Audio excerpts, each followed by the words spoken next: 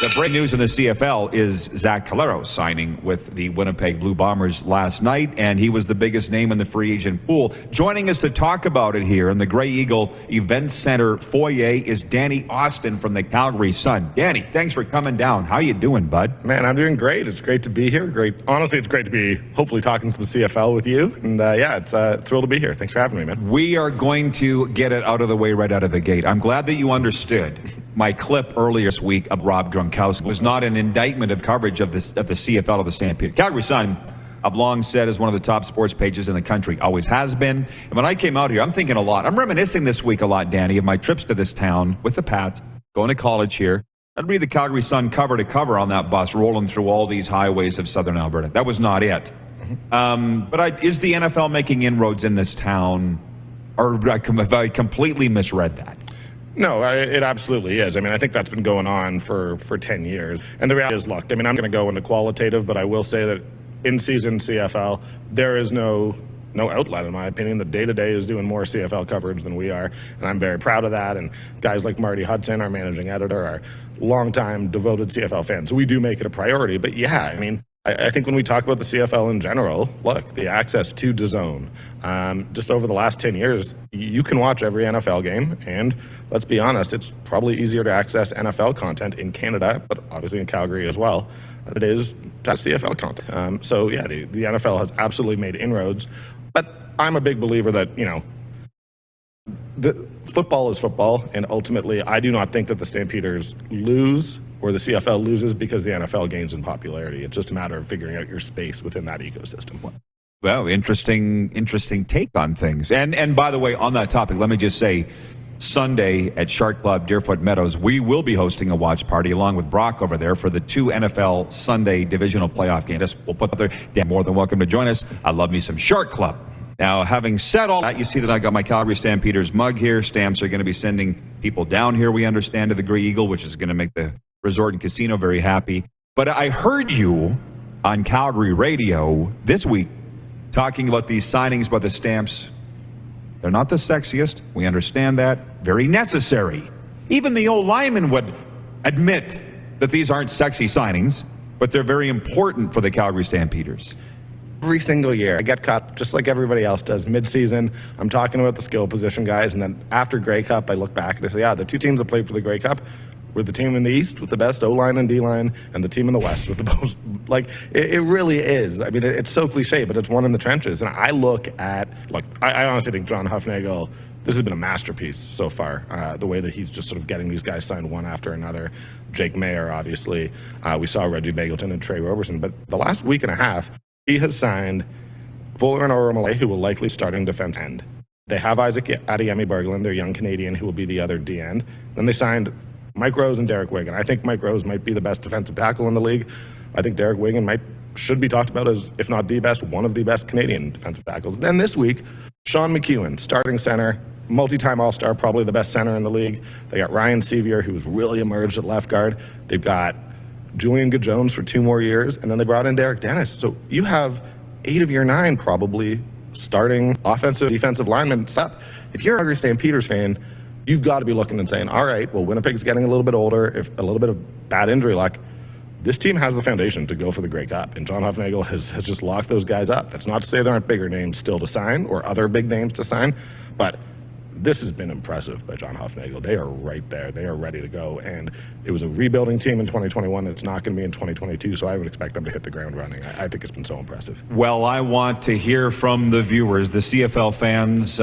They want us to talk more CFL. Now's your opportunity, everybody. You got Danny Austin sitting here right now to field your questions and so forth, and the reason that I find this intriguing to me is sitting on the prairies. Granted, I've been in Florida for 2 months, but before that, you see the Winnipeg-Saskatchewan rivalry. They've met in the West Final the last 2 years. And the question I'm hearing a lot is, who's winning free agency? And it sounds to me like you'd make a strong case for the Calgary Stampeders have won free agency. And Nick Lewis was just on here this week picking them to be first in the West.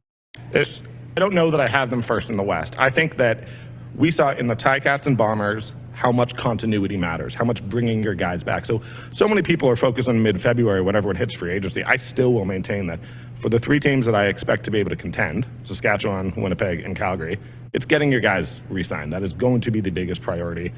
Maybe there's, a couple holes you're trying to fill, but yeah, I think the Stampeders are right there. I'll be perfectly honest with you, Rod. I look back at the playoffs. Winnipeg ultimately is a rightful Grey Cup champion. I take nothing away from them. West semifinal, I think they should have won that game. They lost. They missed some field goals.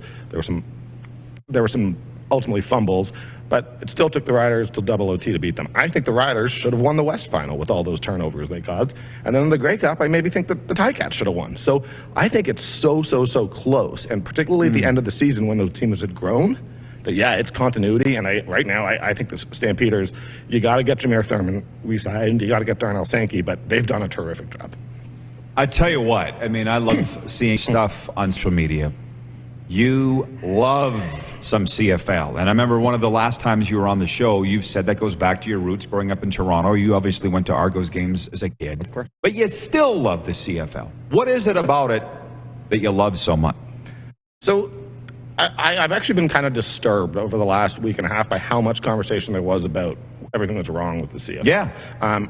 No, I think that I appreciate you asking me, and I think that when we talk about what any league is trying to do, or any TV show content producer, you're not trying to be Game of Thrones anymore. You're trying to find a little segment. Not everybody is going to watch your show, and the CFL has what every content producer, every sports team, every sports league wants, which is a devoted, diehard community. And I will say that when I look at Calgary as a football market, I don't know that, Monday to Friday, when the game's on Saturday, you have the same engagement that you necessarily have in Saskatchewan and Winnipeg, but you and I both know you hit McMahon Stadium 2 hours worth of game. It's the best tailgating in the country. And I honestly, people in other markets get mad at me for saying that. You can call me a homer.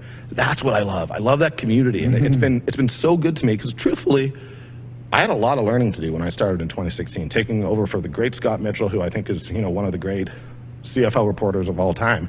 And I had a lot of learning, and they supported me, and they gave me that time. So it's that community. And when you arrive at McMahon Stadium and you feel that love, you feel that passion, you feel that often it's people with their grandparents. They've been doing this for 30 years. That is what I love about the CFL. And it's uniquely Canadian, and it's special. And I think that, yeah, there are things that need fixing. But if you're there on a Saturday afternoon, 2 hours before the game, there ain't nothing wrong with the CFL at that time. That's for sure. No, and I love this. James Alstro's watching in Manitoba. He says, wow, lots of talk. Show it on the field. Big Blue will have the last say next year. He's the reporter covering the Stampeders, okay? There's a distinction. He's not speaking for the Stampeders. He's just covering them every day. and right. Let's be real. He's not wrong. I mean, the Grey Cup goes through Winnipeg next year one way or another. I want to be clear. I love what that team's doing. But I don't think that at the end of the season, the teams were that far apart. That's all I'm saying. What's fun with going back and forth with the viewers, right? John Schmeiser in Kansas City watching. Do you think the CFL needs to change its rules to attract more fans or do a better job of marketing?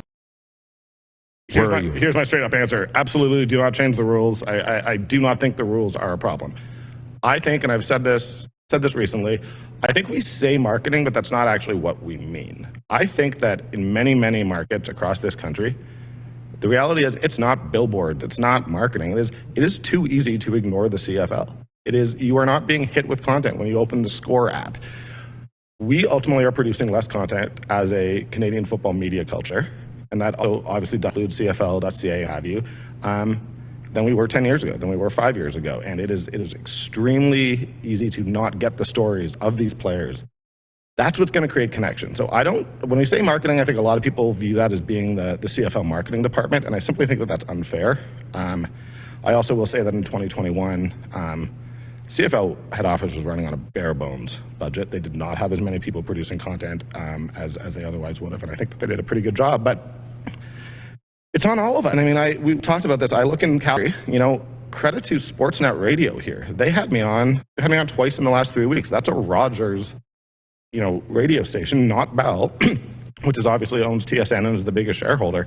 They're doing it. They're full marks to them. I mean, it's amazing, and it's helping grow the game and Calgary football. But we we need more visibility. We need it on a day-to-day basis. On a Tuesday morning or Tuesday evening, I want to turn on a TV and see people debating the CFL. It's what you're doing, Rod, and it's why I appreciate you so much. But that's not happening. And if I don't want to call out individual markets, because on some level, that's me calling out post-media colleagues, but there are times when it is just incredibly difficult to know who is playing for your team. And we need to fix that. Well, yeah, and as you know, I was in the CFL. Yes, it's 11-11 Mountain. Thank you, Ryan, for pointing that out. 11-11. The opportunity portal is opening. But, yeah, when I'm watching CFL games, Danny, I'm a lifelong CFL fan, but when I see the posing of the two players promoting upcoming games, the guys back-to-back, and I'm like, I don't know who that is. That's a me problem, but that's also a CFL problem, because for years we knew who all the players were, and I don't necessarily know who they are anymore. Now I need to do a little more work, but I think the CFL needs to do a little more work. But an actual on-the-field question here. Tommy Stevens. I'm getting asked about this guy for weeks. People are like, Rod, what do you think about them bringing in Tommy Stevens? I'm like, it's Bo's team, and then it's Jake Mayer's team. Why does everybody think Tommy Stevens is going to be taking snaps to Calgary Stampeders in 2022? Unless I've misread it too. You have not misread that. Bo Levi Mitchell is the starter, and Jake Mayer is the backup, who I expect to get some playing time next year. And I think that, look, the Stampeders anytime, I do think that part of why we pay attention to this is because the Stampeders have such a good record of developing quarterbacks, and I think people should really be looking out for Nick Arbuckle, because I think he's going to do some good work this year and got dealt a bit of a bad hand last year. But no, look, that is not to say Tommy Stevens won't one day compete, but getting Mayer recent was a coup for the Stampeders. It gives them an extra year to look at a guy who could potentially be your starter when Bo Levi Mitchell's contract runs out at the end of 2022. You're going to be able to make a decision on that. But look, I'm not saying that third-string quarterback doesn't matter. It certainly does. But I'd just calm down a little bit on him. The quarterback situation is already going to be controversial enough, and we're going to be writing enough about it with just Jake Mayer and Bo Levi Mitchell competing for. Right, and in a lot of cases, at least this past year, that third-string quarterback didn't even dress, correct? Like when Jake Mayer made his start, that was first time in uniform, was it not? Yeah, that's what led to confusion, I think. It was reported that Michael O'Connor was starting, not by me. But yeah, no, Michael O'Connor had been the backup for those first 2 games, and then Jake Mayer was a third string. Now, you weren't dressing a third quarterback. I don't think the Stampeders did a single time last year. It just didn't happen. So that's a development job. And ultimately, for the Stampeders, why I do think it matters a little bit more is we've seen Bo have injury issues. So that guy could be required to step in a backup role if Bo's shoulder doesn't hold up. But it's not anything more. There's a guy in Winnipeg, Tacona Powell. He watches this every day. He's what we call a P1 priority one. He's been begging me for 20 minutes to ask you about Zach Williams. Zach Williams. I think it's his buddy. What can you tell me about Zach Williams? This guy is a talent. He's one of those guys. Okay. Yeah, this guy is, he came in, again, the Stampeders were the youngest team in the league at the start of the 2021 season. That is forgotten. But, stepped in at, I believe it was left guard, and, really hadn't played previously. Obviously a Canadian guy, so you have certain expectations. Zach is a quiet guy. I'm not going to say shy, but he's quiet, so he's not going to come and prop himself up. So I'll do it. He stepped in. They did not miss a beat with him, and I don't think it's a huge surprise that he is getting NFL looks. If he hits free agency, he's going to launch a bidding war. I would be shocked if the Bombers aren't secretly hoping that he comes home. But Zach Williams is one of those guys who just flies under the radar because he's a Canadian offensive lineman, but did the job. And do not forget that this Stampede team allowed the second fewest sacks in the league. Kadeem Carey rushed for the second most yards in the league and the most touchdowns. Your guards matter for that stuff, and Zach Williams was a big part of it. So great player, going to have a long future ahead of him. I think he's one of those sort of Hufnagel draft picks where you look at it a couple years later and you're like, man, this guy just hits it out of the park. There is a flood of questions for Danny Austin. So what I'm going to do is take a break and come back with more after this. Who else is talking CFL football on live television across Canada and 1 U.S. states? I'll answer that for you. Nobody. Hour 2 is brought to you by Great Western's Original 16 beer, brewed in Saskatchewan, made with premium Saskatchewan ingredients. Original 16 is unfiltered for peak flavor. I want to mention one of our most trusted and prized partners is Tough Tribe for Men hair products. They contain aloe vera, botanicals, and antioxidants traditionally known for their scalp and hair benefits. We love our men. Welcome to the Tough Tribe, available today at toughtribeformen.com. That's the number 4, toughtribeformen.com. Amazon Canada, and coming soon to a salon near you. I don't want to hook Danny. When we come back, I'm going to ask you about Cody Fajardo and if the sliding avalanche of the Rider Nation turning on him is fair or not, because it's happening. Should it be? Hey, everybody. Thanks for watching the RP Show on YouTube. And don't forget, we're live daily on YouTube from noon to 2 Eastern. If you like what you see, hit subscribe. And if you like the program, check around for other segments of the Rod Pedersen Show here on YouTube.